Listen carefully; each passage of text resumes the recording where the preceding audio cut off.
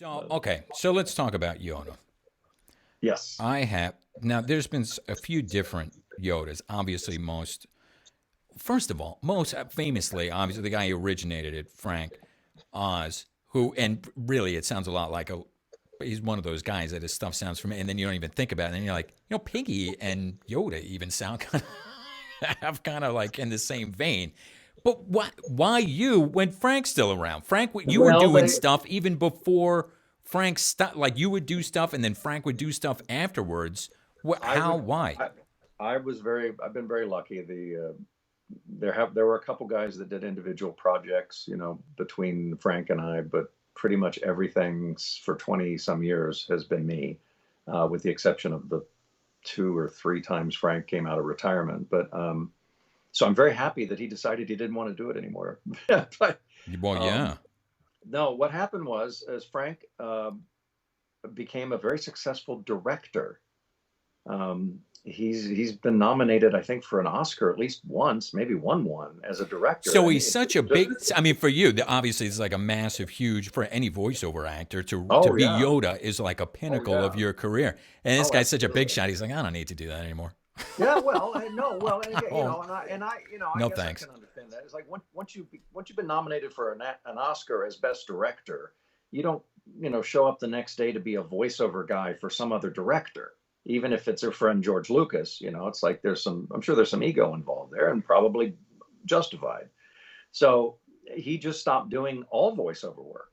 I mean, they had to find replacements for all of his Sesame Street stuff. He was Miss Piggy and Oscar and Fozzie Bear, Yeah.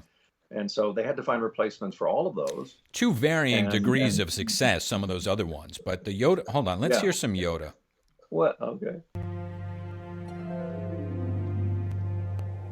Yoda, my old friend, you have come at last. This is, I hope it's you and not him. This is you with No, that's Liam really Neeson. It is? It is. Losing my mind. I am not. No, my friend, no. Why have you brought me here? Follow the light. The light will be your guide. Well, this is from one of the last seasons. Well, now there's a new season coming out.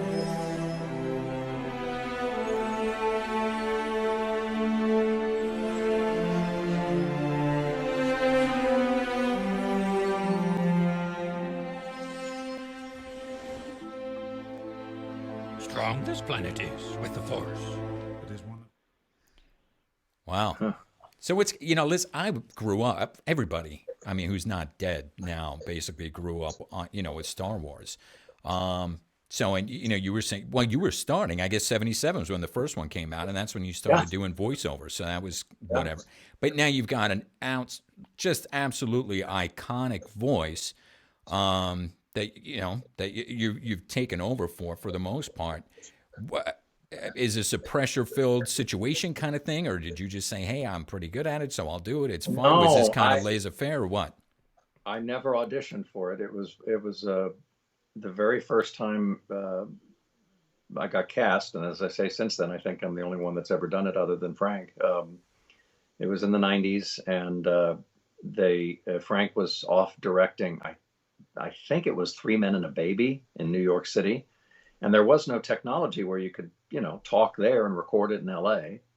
And he was busy. He's a director. He's like, no, I'm not doing this. Well, I didn't know any of this. I'm there recording. Actually, the original stuff I started doing for Lucasfilm was some C3PO, and You I were was like there. AT-AT driver number 4, and you Yeah, kind yeah, of a bunch you of were that. doing a whole bunch of stuff for them, right? Before you Yeah, kind of and got in like fun. but well, and we all voiceover people, we all, if we see other characters in scripts, we always just talk and try to imitate them and do what we do because that's how we play. It's how we practice. And so I see 3PO and I'm trying to do a good 3PO, or I see Yoda and I try to read some of the lines as it because it's a fan thing. I'm just trying to You because did we got 3PO on Robot Chicken though, and on some I games did, maybe, yeah, didn't I did you? a whole, yeah, I've done a whole bunch. Hello, I'm C3PO, human cyborg relations, and this is my counterpart. Shut up, I'm on a podcast. Oh dear. But yeah, I mean, and what I did know though is that Frank was off shooting a movie, so I'm sitting there, I'm TIE fighter pilot number 3 or whatever, but then there's a Yoda line, so I was doing my best Yoda. Well, the director, a guy named Dara O'Farrell, a nice Irish lad, and who I've stolen his voice for a number of things, he was recording me just goofing around, walked into George's office a couple days later with a little Walkman thing, pressed play, and George is like, yeah, what? And he goes, well, that's the guy that's the sound alike for Anthony Daniels as 3PO. And he goes, that's not Frank? And he goes, no, that's the same guy that, and he goes, his entire response was, yeah, he sounds good, use him. Well, that was 22 years ago. That's what I've been doing. What a rousing round of applause it was for you. Yeah, wow. Listen, don't. Yeah, he sounds okay. Use him. And what is it? 90% is showing up or something? What's the? Well, yeah, I think so. Well, my favorite. Well, I've got two. I mean, obviously your Yoda doesn't suck, but what you're saying is basically you were there.